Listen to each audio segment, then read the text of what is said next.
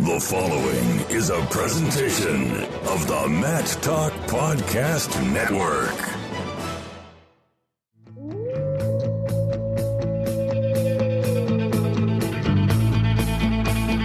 The mind of Pat Popolizio is a wondrous thing. And for you Pac wrestling fans, you'll get to go inside the mind of the Skip each and every episode here on the Pac Mentality Pop-Ins podcast. Now, here's your host, NC State Director of Athletics Digital Communications, Brian Reinhardt.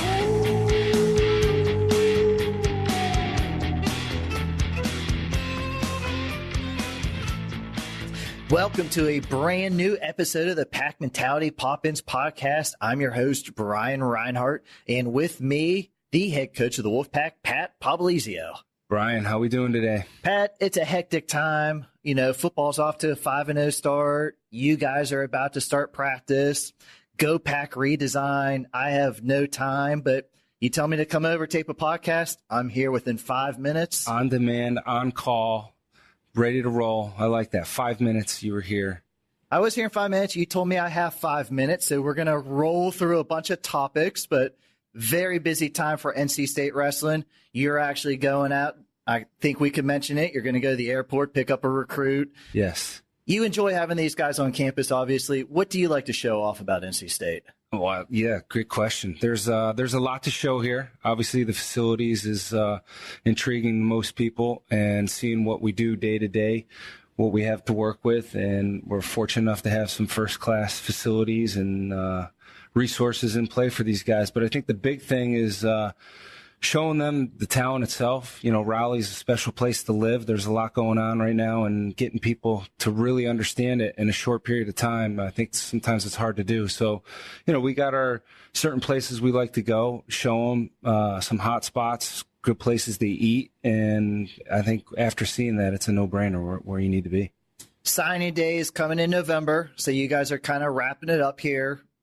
You know, again, NCAA rules, we can't talk about who has committed, but you guys feel very good about this incoming class and hoping, you know, you can get some more guys here. Absolutely. Closing out right now with some of the visits we got going on.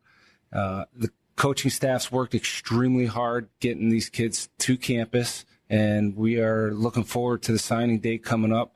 And I'm confident we'll put together another first-class group of kids that fit our philosophy and continue to add on and build on what we've created already. You mentioned that getting guys to campus, a little bit of a, you know, tricky fall. We had a hurricane come in. You had to cancel some stuff, but just like every other team around here and a lot like people in North Carolina, you guys have adjusted and feel like, are things back to normal now? Absolutely. The good thing about that is you know where you stand in the recruiting process with these guys, because if they were willing to come back and reschedule, then you know they're serious about their interest in our program, and ultimately that's what we want. We want kids that are here looking at us because of the academics, the process that we've gone through to build the program, and the kind of people they're going to have to train with, and our coaching staff. So yeah, I guess it was a good thing. You know, it was unfortunate when it happened, but we were able to not waste anybody's time and resources. And a couple kids that decided to come back, they're the ones at the end of the day that fit our philosophy more than anybody. And last time I got to talk to you, probably the last time you returned a text of mine, but we've released the schedule. Yes. You know, I have you on silent. I know. I told someone the other day. You text me so many times. I think he blocked me, but that's cool. I mean, call me. You know, you're like these guys on the team. You pick up the phone and call me. I like talking to you. You're right. I do. The only time you talk to me is on this podcast. True. People think we have this great rapport. We never talk to each other. We just text. That's not true. You can't take my sarcasm anymore. You got soft ever since you got married. Going back to the schedule. Feedback, comments, what have you heard? How much are people excited about all these great duels coming in Reynolds? I think it's going to be a great schedule. It fits our team where we're at as far as the program.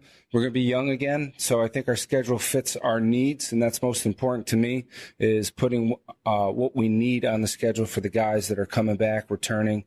We see a lot of different conferences this year. We're going to see the Big Ten quite a bit. We go to some hostile places. That's ultimately what I want. I want to be battle tested mentally, physically. I want to travel go through some adversity. So I think we hit all that kind of stuff through the season. And then also, we want to have some premier matches here on campus, and we're going to be able to do that. We'll get Nebraska at home early. We're going to have, obviously, the ACC duels that we get to host here are going to be really good. And then West Virginia is a new add-on from previous years, so that'll be another good Big 12 team that we get to test our skills against. And then going down to the South Beach duels, we'll see 2 Big 10 teams there and a couple other, obviously, seeing Branch from Wyoming, who does a great job, has a lot of great kids on his team. So that'll be a true test for us that weekend as well. And talking about that schedule, please go buy those season tickets. Go to gopack.com/buy tickets. But schedule, that means practice has started. What's the vibe like in the practice room? It's been good. Our mentality has grown to more what I'm liking and wanting out of our freshmen, and that's been the biggest thing for us. Is sometimes it's a transition from high school to college on expectations of what hard work really is, and it can be some growing pains through that. And these guys have done a great job understanding what we want and continue to be coachable and working with us and pushing themselves beyond their comfort zone. And I think that's what makes a program grow and guys get better. And that's what we have right now. And I'm happy to see the effort that these guys put through and their willingness to do that. And we got to continue to push those guys now on the technical side of things. And that's what we'll transition into now, is a lot of technical stuff as we get ready to compete in the next month. Great way to start the season. Just announced Tariq Wilson has been invited and accepted an invite to the NWCA All-Star Classic. 5th straight year NC State's making an appearance at this event. Tariq has a rematch with the NCAA final, Seth Gross. What goes into that decision of deciding, he got invited, but actually going out there and competing like that? It's great for him. I think it's obviously great for our program to continue to compete in that. The NWCA does a phenomenal job. Troy Nickerson, Northern Colorado, is continuing to build his program. So to get on his campus and showcase NC State, I think it's going to be a great event. At the end of the day, it comes down to what's best for our guys on our roster. This was what was best for Tariq Wilson, and it's going to help him get better and prepare him more than ever come the NCAAs. And it's one of those, anytime you get a chance to wrestle a defending national champ, you got to be ready to go. It's going to sharpen him up in the room right now, keep him motivated, and we need that. We need him zoned in, focused, and he's been doing that. It'll be one of those, first time down to weight. I think they get a little bit of a weight allowance. They're not actually going to wrestle down at 33. I think it's 135.4 because Seth Gross got a dual meet the following weekend, so they're going to get that weight allowance in there. So technically it would actually be up at 141, but they're going to weigh in a little bit overweight. We also had the opportunity with Hayden, but we felt it was best in his schedule to focus on the World Championship. So that was something, unfortunately, we had to decline and get him focused and ready for UW23. You talk about U23s, Hayden and Sean Fowles now both going out there, both going to compete. It's during the season, so they're training freestyle, college is folk style. How's that going to fit into your schedule with those two? We're balancing the two right now. Those guys are both senior level guys, so they know what it takes. They got a great background already for college wrestling. That'll make it that much better for them, that they can focus in on some freestyle stuff. So we're balancing the two right now. They're about 50-50 on it. And then we'll zone right in, go right straight folk style right after the World Championships. And obviously more freestyle. The World Championships are coming up. Nick Wisdowski will be at 125, but Nick, obviously, he left this week. Obi Blanc left this week. They're going to Germany to train. But also Michael Macchiavello and Jacob Kasper from the Wolfpack RTC. All 4 guys going to Germany to get Nick ready for the World Championships. How's that for your program to have 4 guys going and competing and training like that? It's big. That's a great crew right there heading overseas. I think Nick was joking with Mock, telling him you need to get his Southwest frequent flyer miles, and Mock was like, what do you mean? I didn't think we were flying Southwest to Germany. So that was the running joke with those guys. But it's been good. Keeping Nick relaxed, loose, having that group going overseas with him is big. We'll follow up with a huge group of people coming from New York, Raleigh. I know there's a lot of people going out there to support him, but at the end of the day, we want to be there to watch him accomplish his goals. And there's been a lot of people that have helped him along the way, and we want to be there firsthand to watch this event. But it's been big. It's been very helpful and awareness for our program. Nick's put a lot of hard work time with all those other guys continuing to grow, and Obi's countless hours behind the scenes coaching Nick.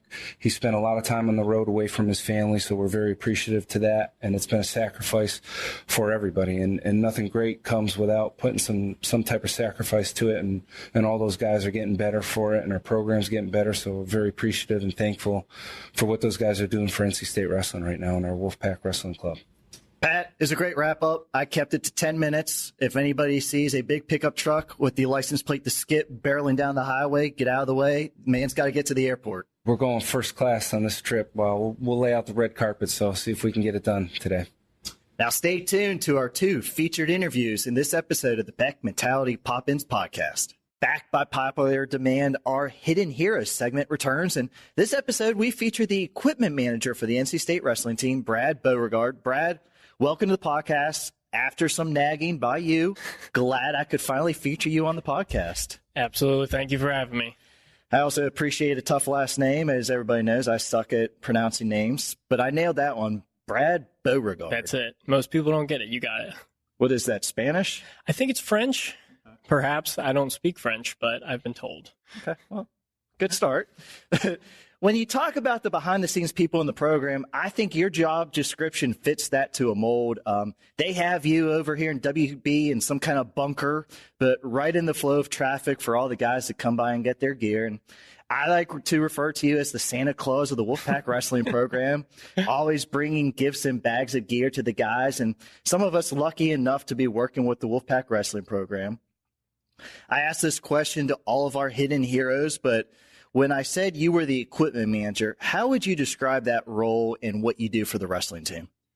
Yeah, I mean, it's kind of, there's a couple parts to it, I guess. In preparation-wise, probably the part that everyone sort of sees and kind of, really likes to talk about is the ordering of it and picking through it and the catalogs and stuff like that. So we're actually in the middle right now of picking items and ordering for next year. So by November 1st, we'll have all the orders in for essentially you forecast what the team will kind of look like for next year based on who's graduating and whatnot.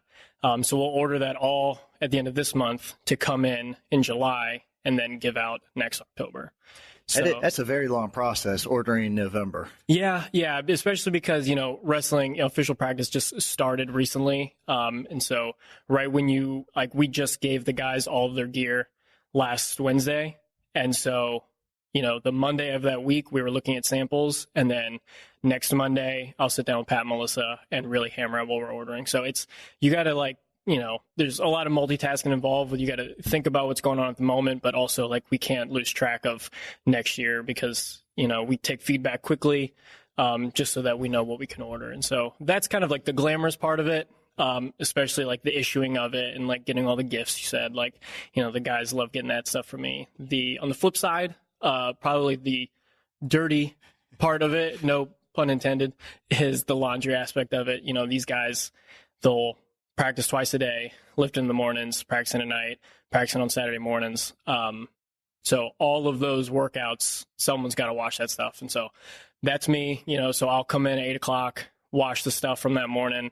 Guys will work out, do, technique throughout the day, get that stuff going. And then sometimes I'll stay at night to get it going, but otherwise that laundry's waiting for me the next day. And usually Saturday or Sunday, one of those days, you're coming in for a couple hours to get the laundry done. So a lot of people that think the job is pretty glamorous, and you just wear cool Ultra Boost all the time and buy cool things. That's the part they don't want to think about is how much laundry. And wrestlers aren't the cleanest people. Do wrestlers sweat? The wrestlers sweat more than I could have ever imagined. I've worked football. I've worked rugby. Pretty, intense contact sports, but the laundry for wrestling is like nothing you've ever seen before. We joke this is your first podcast interview, but you're off to a great start because you have segued into my first question. Since I called you the Team Santa Claus, give us a rundown of the gear the guys get once practice gets underway. Oh, geez. Yeah. So they got a lot. we'll say, is kind of like a mix of practice stuff and then stuff they just kind of wear around. As far as practice stuff goes, they got, short sleeve, long sleeve t-shirts and kind of a Climalite feel. They got short sleeve, long sleeve t-shirts that are like kind of more cotton feeling. They got crew neck sweatshirts, hooded sweatshirts, thin joggers, thicker sweatpants. They got these really, really like thick Clima Heat, long tights, thin long tights, half tights, thick half tights, stuff to walk around in. They'll get, beanies, hats. We did a gray quarter zip. We did a white kind of t-shirt feeling hoodie. We'll do a travel suit that's really cool. It's super nice and embroidered NC State Wrestling, and we brand wrestling on everything. Obviously, we use Block S logo, Wolfhead logo, and everything like that. But Pat, especially in particular, wants people to wear wrestling proudly. People see him. They know it's one thing. Of course, we're proud to be NC State Wolfpack, but also he wants them to know, these guys are part of the wrestling team, show that at all times. So everything that we give out basically says NC State and also says wrestling. They got, each of the returners had 2 pairs of wrestling shoes they picked out. We did travel shoes, which are custom red and black Alpha Bounces. The guys got slides just to kick around in. They each start off with a pack of socks, white socks, black socks. We'll do fancy socks later. For matches. Who provided Boykin socks? Boykin actually went rogue. First of all, I can't imagine that, but I distinctly remember actually watching it at home when they were at NCAA's streaming it. And, I got a pretty big TV at home. And so I was looking, and real clear in my shot was Boykin, and with like socks with like bananas on them or something. And just shaking my head. Now, granted, it's not a rule violation or anything. Socks don't really matter. But he said it was good luck. Yeah, I mean, if that's what he wants to do, as long as there's no Nike swoosh on it, we're fine with that. And of course, all that gear is given out and provided by Adidas. How do you work with Adidas to get the team gear? Yeah, so our rep, Jordan Green, is probably one of the best reps I've worked with. Shout out to Chops, former men's basketball manager. We go back a long way. Yeah, a lot of, despite, wherever I've worked, Jordan is, he's real hands-on. It helps that he lives in Raleigh. So, anytime we need him, whether it's a phone call or a text, he'll just show up if it seems important enough, and he wants to deal directly with it. He'll show up right away. A lot of this stuff is a lot of website based, which is nice. They didn't always used to be that way. But now a lot of the things we can just log right on to our personal sort of Adidas site with the team gear, and order it at once, show up in a couple days. The year before, it takes a lot of, preparation.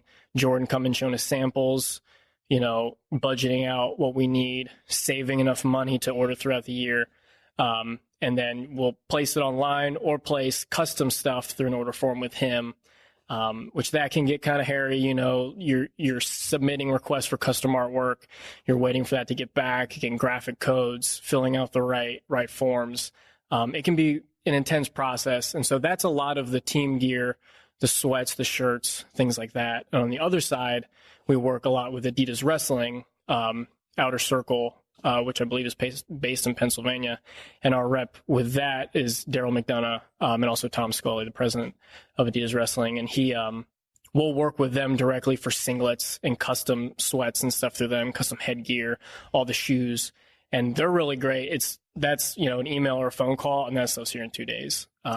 That's what you kind of mentioned. A lot of people like our singlets.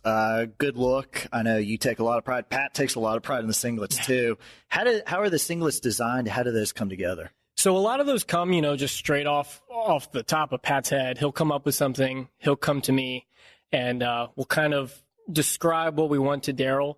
And then Daryl's got a team of artists, that he'll get to kind of put what we want, into fruition. And a lot of times they hit the nail on the head. Sometimes, like this year, we wanted to come up with a new look, because obviously we changed to the Wolfpack font. And so that was an email to Daryl saying, hey, we want to sort of design just a new look, we're not going to ruin that look yet. Exactly. We're going to wait for pictures. And, we had some ideas, but then a lot of that is just, hey, Daryl, tell your guys to just come up with something cool, like something that we haven't seen, something that no teams don't really do. come up with that, send it to us, and then we'll talk through it. And they did those. So we got one particular design that's unique that's coming on the way. And then we're trying to, cement a new design, I guess. Our big thing in the past was the big wolf head on the side of the singlet. And so now we're trying to come up with a new standard. So we got potentially, we should have 3 more singlets coming this year, depending on what we're ready to go with. Great way to sell some season tickets. If you have not bought them yet, go to gopack.com, see these singlets in Reynolds. But I know a lot of our guys think they also have some style. I notice guys are wearing all kinds of different colored shoes. How does shoe selection work? So this year was, I like to give the guys a lot of freedom this past year. The freshmen, obviously, I won't really get to know them until they get here. So we kind of start them off in just a standard Matt Wizard or a black Combat Speed or something like that. But the guys, they all came in for about a week, for about a week's time. They just popped in the equipment room. I had all the samples laid up of every model that Adidas makes, and I let them pick 2. So no matter who you were on the team, you're returning All-American, never wrestled a match last year or whatever, you come in, you pick 2 pairs of shoes, and as long as, you do right by me and everyone, you're working hard on the team, I have no problem getting people exactly what they want. Did 2 pairs of shoes last a guy the whole season? It depends. For the most part, I would say, yeah. Our guys, I don't know if it's all wrestlers. I've only ever worked with this team, but our guys in particular don't get too greedy. And they really feel like they need to stretch their gear a lot. They're pretty appreciative of everything I give them. So, occasionally I'll walk into practice and see guys with just busted shoes. And I'm like, hey, you can come ask for another pair, and, that's usually when we'll move into the 3rd pair or something like that. 2 pairs last pretty long. But we don't hesitate to go 3 pairs, 4 pairs, depending on the guy. Now, I always like it. I get to go to the NCAA, so I see this from my side. But NCAA time comes, travel party, guys, coaches, staff. We get some additional gear, it's in the budget and all that. We always go to cold places. I tell Pat we should go somewhere else, but we're always up in cold. So you guys always look it up with a nice jacket or something. How does NCAA tournament stuff come about? So a lot of stuff with that, that's keeping our eyes on Adidas.com, seeing, on Twitter to see what new lines are coming out with Adidas. And we kind of push it right up as far as we can so that whatever's the newest, latest, and greatest Adidas items, we'll buy it up for the whole team, whoever's going. So 10 guys the past couple of years plus a handful of staff. So yeah, last year they came out with the new ZNE travel suit. So we bought that up for the team, embroidered it special with, Wolfhead Wrestling, threw the NCAA patch on it from that tournament. We have a great, relationship with Emblem Source that they created the patches for us and got them to us fast. And so, it's a couple weeks turnaround between ACCs, and then we try to be ready, guessing who's going to qualify and go.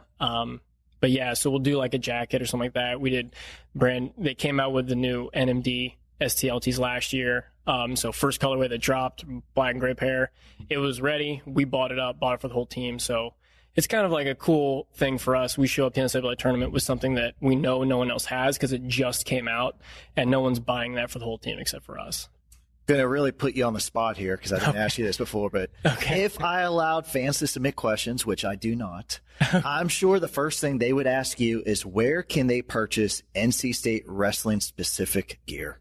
So we are very, very hard working at trying to make that more of a regular reality. We did an online store last year before NCAAs, and it worked really well. We offered 3 different kinds of 3 different colored T-shirts, I think, a hoodie, I think a women's T-shirt as well. And that, like I said, I think everything sold pretty well. Tons of fans were happy. I still see people come visit WB. They'll take them back to the equipment room, and I see them wearing stuff from that sale.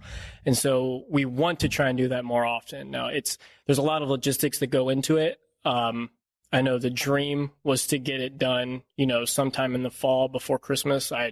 We don't know if we're going to be able to do that this year.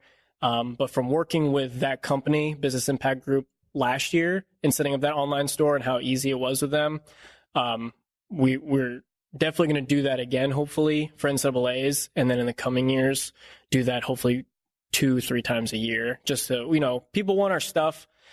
We would love for them to have them.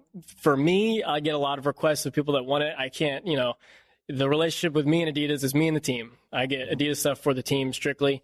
So I get a lot of requests of people that want to buy it from me. It's not really how we operate. So we're working really hard to try and make that a reality. You're a very popular guy. People want this wrestling gear. They know you have it, so they just come and ask you. They do. Yeah. A lot of Twitter requests. People find me on Twitter and ask for it very politely, but, and so I have to politely decline and tell them things are coming. But you're also telling me you're going to reappear on this podcast because you're going to drop this website and all our fans are going to be happy. So you basically just booked yourself for a second interview. I suppose I did. Yep. I will definitely be on I'll come on and promote the website when we get that off the ground. Brad, thanks for taking the time today to talk to us about your role with the NC State wrestling team. It's always cool I know what goes on behind the scenes, but I think our fans really appreciate who is behind the scenes, what they're doing, and all of us have a story to tell too, and how we help the program, and the program really helps us in what we're doing. So thank you for joining us on the podcast today. Yeah, absolutely. Thanks for having me. I'll be on anytime. And thank you once again to our anonymous donor for sponsoring our Hidden Hero segment. This has been a tremendous addition to the Pack Mentality Pop-Ins podcast, giving our fans a chance to understand just how many different people have roles in supporting the Wolfpack Wrestling program. If you would like to donate anything to this podcast, please reach out to us on Twitter or email me directly. I love to correspond with our fans. And with our next donation, I look forward to seeing what ideas that individual will have, as I'll incorporate your gifts into this podcast. And you can reach both Pat and myself on Twitter at PackWrestle. And my email is bcreinha@ncsu.edu. Our next guest on the Pack Mentality Pop-Ins podcast is somebody outside of the Wolfpack Wrestling program, but somebody that's very familiar with what NC State has been doing over the last few years, and somebody that has a very watchful eye on all of college wrestling. Earl Smith from the openmat.com joins us today via Skype. Earl, thanks for taking the time to talk to us today about some of the preseason rankings. Thanks for giving me a call, Brian. I appreciate it. And all of the preseason national rankings have started to come out over the last few weeks. First, here on our podcast, we talked to Flow Wrestling about their preseason ACC rankings. And today, we have Earl to talk us through the openmat.com's preseason national rankings. We're going to be talking about where the Wolfpack individual sits and just how the ACC looks overall nationally. Earl, I guess we should first start with, what is your role with the openmat.com, and what is your background in covering NCAA wrestling? Okay, so I am currently the editor and head writer for the Open Mat. This is a position that I've held since May. Originally, I started a website on my own called D1 College Wrestling about 10 or 11 years ago, and have been covering NCAA and ACC wrestling since then.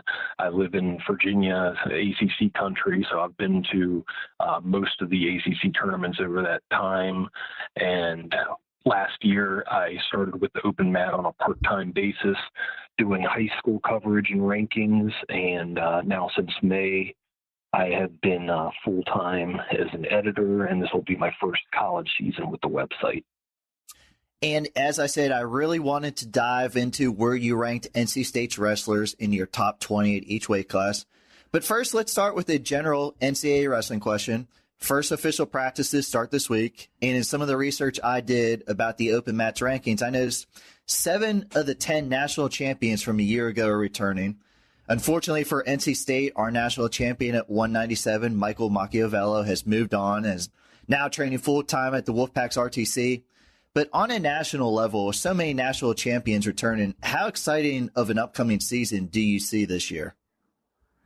I think it's going to be very exciting. Penn State is, I guess, going to be the team to beat, at least, with Ohio State, Iowa, NC State, Michigan, the same teams that were at the top, chasing after them as well. And I always think it's fun when you have a lot of recurring NCAA champions, because if you're looking at the rankings now, you're looking at a defending champion, a number 1 ranked guy. And, my thinking is I don't see how that guy can lose, but inevitably every year there's going to be, 2 or 3 of those guys that end up getting beat somehow. So, that's exciting for me. And back to NC State, at the Open Mat, you guys cover a ton of high school wrestling in addition to college. So a lot of the guys that have put on NC State singlet, you guys were familiar with before they even got to campus. But from a national publications perspective, can you speak to the job that NC State has done over the last few years? And I'm talking about 3 national champions, 11 All-Americans, 5 straight top 28 NCAA finishes, and last season, the first team trophy in school history with a 4th place NCAA finish. So how do you guys perceive NC State now? It's just incredible. I think that their best days are still ahead of them, even with a 4th place finish last year. If you look at the recruiting rankings and just the kids that continue to be brought in, it's very impressive. And they have where I don't know if we're able to officially talk about this, but, we have a bunch of guys that look like they've committed already for the 2019 recruiting class, even into 2020. So, it looks like it's only going to get better. I'm going to share this story with you that I talked to a coach recently, and we'll just say he's in the region, and he told me about when he heard that NC State hired Pat Popolizio. He turned to one of his assistants and said, "Oh man, we're in trouble."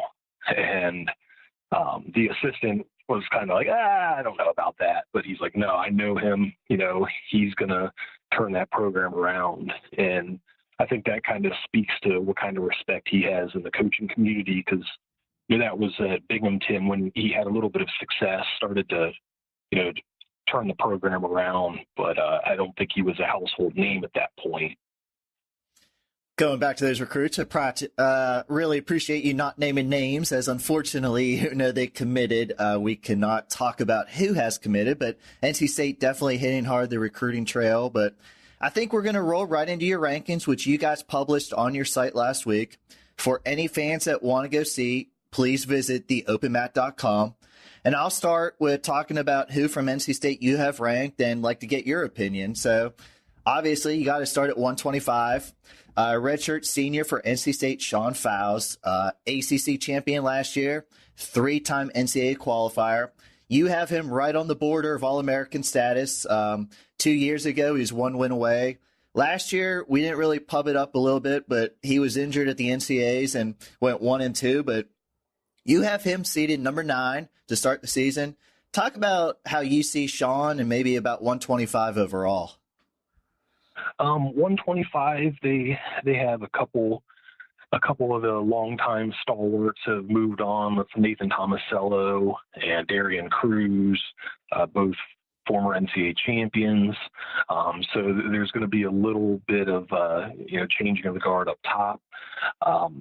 Sean, I have him in at 9 right now. That's going to be directly behind Louis Hayes from Virginia, who ended his season. However, Sean defeated him at the ACC tournament. He earned a 5 seed going into nationals. So that is a 9 ranking right now, but I would not be shocked if he was, much higher by the time, the NCAA tournament rolls around and when it's all said and done, really. And moving up to 133, I'm very biased, obviously, with NC State, but one of the top stories of last year's tournament was the performance of Tariq Wilson. He was a redshirt freshman last year, unseeded. He had 3 top 5 upsets of seeds in the tournament, finished 3rd at the NCAA. So you slotted him right at number 3 to start the year at 133. Both finalists from that weight class have returned.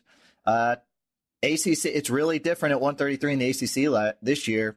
6 qualifiers last year, but Tariq's the only one that's returning. We're going to see a lot of new faces at 133, but talk about just Tariq at 133 and obviously starting off number 3 in the year.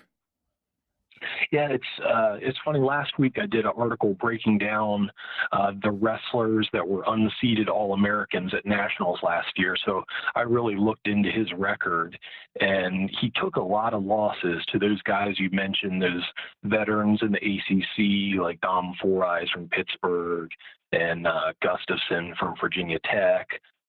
Mueller, who's not going to be wrestling this year for Virginia. So his record to people who may have been doing the seeding didn't look impressive per se going into nationals, but you could tell by his results that he did improve as the year went on. So there were other wrestlers that I analyzed who their performance at nationals may have been a little bit fluky or lucky, but based on what I saw from him, how he battled with the top guys like Seth Gross and beating Pletcher, I would expect him to be up there with those guys as well. And being a freshman, I'm sure he has more room to grow, and we're probably only going to see a better version of him this year. Up at 141, in the ACC at least, this weight class has really cleaned out from last year too. I like to joke, Kevin Jack is no longer an 8-year starter at NC State in that weight class.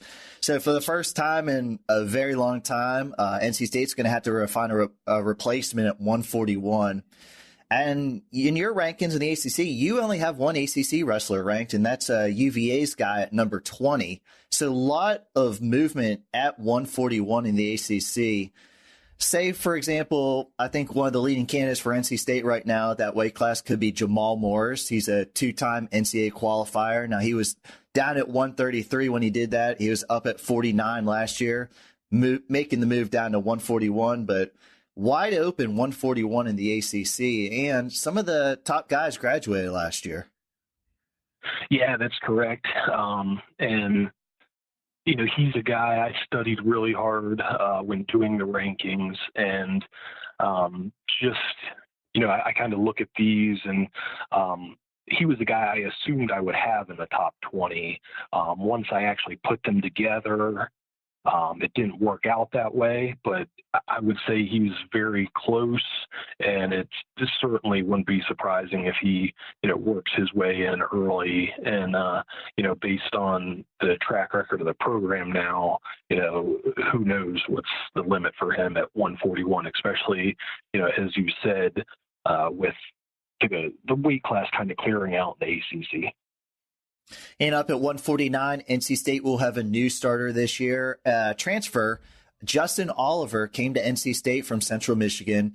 He was a 2016 All-American at 149. In the last 2 years, he was one win away from All-American honor. So I think before we talk about the overall look of 149, NC State fans aren't familiar with Justin Oliver. Tell us a little bit about him. So he wrestled for Central Michigan for his first 3 years. He's from Davison High School, which has produced NCAA champions Brent Metcalf, John Reeder, Paul Donahoe. Very good program in Michigan.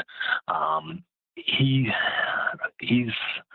been around, had success at the Midlands. And I would say 149 out of all the weight classes nationally, that is really kind of up for grabs. I have, my top 3 is Matt Kolodzik, Micah Jordan, Anthony Ashnault. With all due respect to those guys, at this point in time, none of those guys are the clear-cut favorite like we have at some of the other weight classes. So if you're going to get a weight class where, Justin Oliver is contending for a national title, this is a weight class where you could see something like that. And just speaking in the ACC in this weight class, you have 4 guys ranked in the top 20. So this is one of the top weights in the ACC. Mitch Finesilver from Duke, he's moving down from 157, but he was top 10 all last year. Austin O'Connor from UNC, he redshirted last year, but very highly regarded freshman. And you have Blease from Virginia Tech, who is a transfer in, but is really good. So this is a very good weight class in the ACC. Yeah, you're going to see some good competition in the conference. There may be a loss or two that Oliver takes. I still see him being the class of that weight, but he may take 1 or 2 from those guys. O'Connor is a very good freshman that he could rise up above a couple of the maybe Blease or Finesilver by the year end, actually. And going to move up to 157. NC State fans are very familiar with your highest ranked guy there. Hayden Hidley, NCAA finalist as a redshirt freshman, went undefeated, was the number 1 seed, and he lost to Penn State's Nolf, who everybody, he's one of the national contenders for top collegiate wrestler. But in the ACC, you have 3 guys in the top 12. So 157, another very loaded weight class here. But just talk about Hayden. He had, some people didn't expect him to. He was unranked in a lot of the preseason stuff last year, worked his way up, had a lot of solid wins, and definitely deserves that number 2 ranking. Yeah, definitely. And he was a guy, I don't want to, well, I was going to say I don't want to toot my own horn, but I guess I will since I'm talking. I didn't do college rankings last year, but I assumed he would be a guy that would have been in the rankings preseason. He wasn't, but I was familiar with him. I've seen him a lot and was a big fan. I'm not going to say I expected him to be undefeated and make the NCAA finals, but I expected a big year for him. So, he's only going to get better. I'd really look forward to seeing a rematch between him and Nolf, and, just to see how much he's grown in that second year. And then, as you mentioned, in the ACC, you have Kennedy Monday from North Carolina. He has great bloodlines, being the son of Kennedy Monday. And, he's just a gigantic 157-pounder. And then Pittsburgh's Taylor Romani, he was an ACC champion 2 years ago, and he's a real funky kid. He can, pin you before you know it. He can get you in some weird stuff. So that'll be a fun weight class in the ACC. And going up to 165, NC State has to replace one of its starters. So you do not have anybody from NC State ranked at 165, but I believe redshirt sophomore Thomas Bullard, he's penciled in right now, and he was an NCAA qualifier at 157 as a true freshman, redshirted last season, so maybe a little bit under the radar to start this season. Would you agree with that? Yeah, I think so. And again, he was one that just looking at his name and knowing his history, I thought he would maybe in the top 20 for the rankings. But again, it didn't work out that way. You have Pittsburgh's Jake Wenzel at number 19. That's definitely a place he could sneak in at some point. You're also going to have in the conference Mekhi Lewis, who just won a junior world championship for Virginia Tech. So he's going to be a tough one to overcome. And I kind of was, I tend to be cautious with ranking freshmen. I have him at 13, but I definitely could see him higher than that as the year progresses. Up at 174, you did get a Bullard in there. We have redshirt sophomore Daniel Bullard. You slated him at number 16 to start the season. And 174, it was going to be a little bit of a question mark coming in. You have Matt Finesilver at 19. And very late, Virginia Tech said McFadden is going to move up to 174. So you kind of put him at number 5 nationally, top of the ACC. So that kind of changed your rankings a little bit, I would say. But Daniel Bullard, he was a NCAA qualifier last year. So another very solid person in the NC State lineup. How do you see 174 playing out? Yeah, 174 is going to be pretty interesting nationally because the top 8 guys there are all returning All-Americans at various weights. So that's kind of like what I said before. Just looking at it on paper, it's like nobody's ever going to penetrate that top 8, but invariably that happens. So Daniel Bullard's a kid that could do that, and I could see him moving up. It will be very tough to get on the podium at that weight class, more than others. And we talked about 149 and 157 being very tough. 184 might be the premier weight class in the ACC this year. In the preseason, you have 3 guys ranked in the top 10. You have 5 guys ranked in the top 20 just from the ACC. I'm going to talk about redshirt sophomore Nick Reenan, redshirted last year, made it to Final X, just had a tremendous offseason. You started him out at number 10. Might be one of the highest ranked guys who was a redshirt last year falling in, especially he's moving up a weight class. Could you talk about where you see Nick and just how he deserves that number 10 seed? Yeah, that one was really difficult for me to judge exactly where to put him in at, because he had an excellent redshirt season. He had a win over Zach Savatsky from Virginia Tech, who I have in at number 4, and then even improved, as you mentioned, from that point with his performance at Final X and all the qualifiers. So I have him at 10, but I really think that's kind of conservative. I tend not to drop returning All-Americans above guys who haven't All-American unless, there's some special circumstance around that. So you mentioned there's also Chip Ness from North Carolina at 7.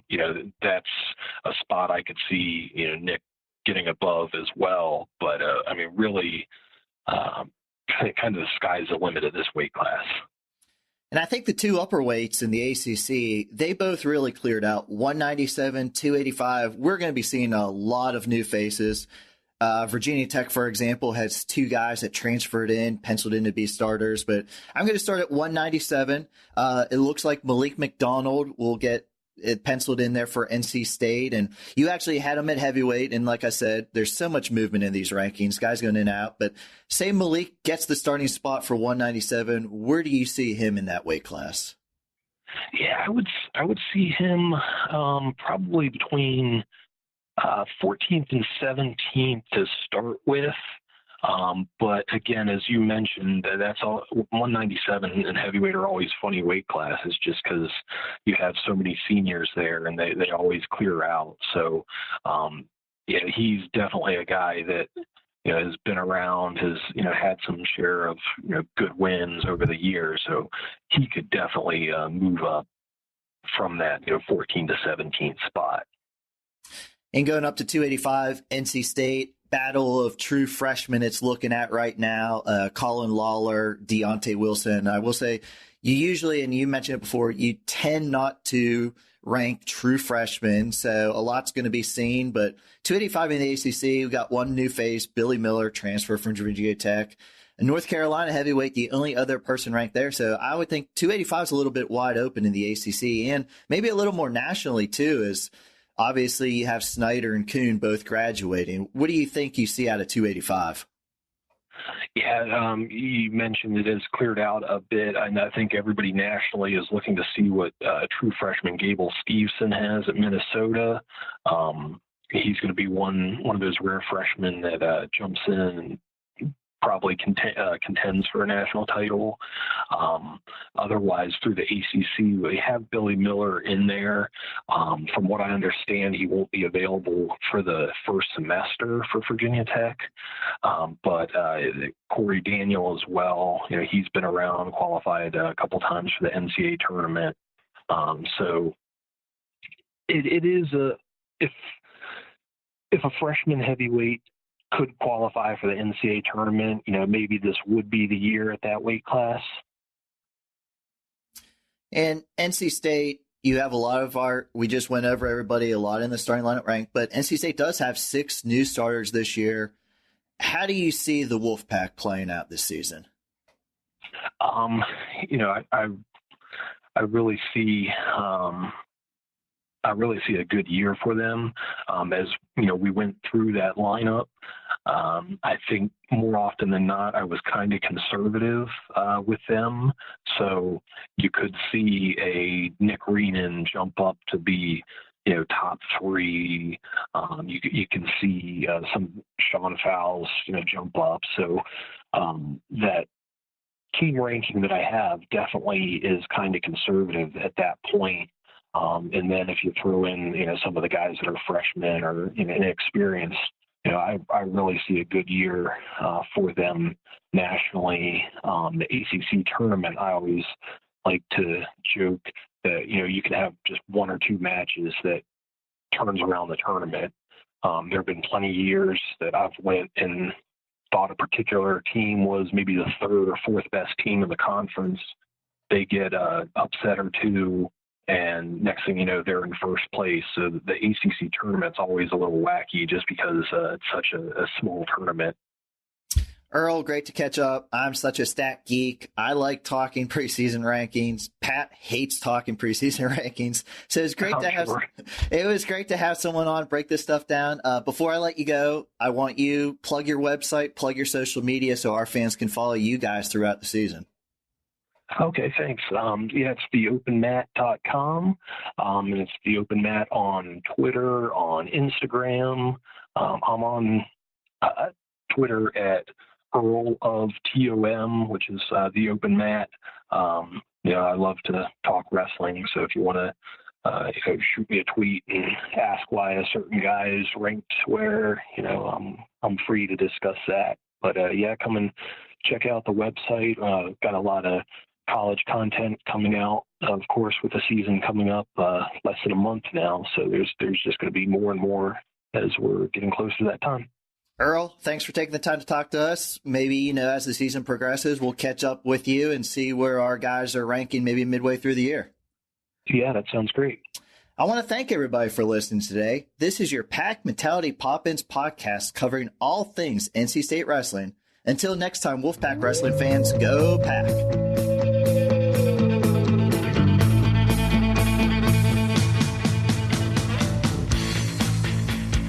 Mentality Pop-Ins podcast is produced by the Mat Talk Podcast Network.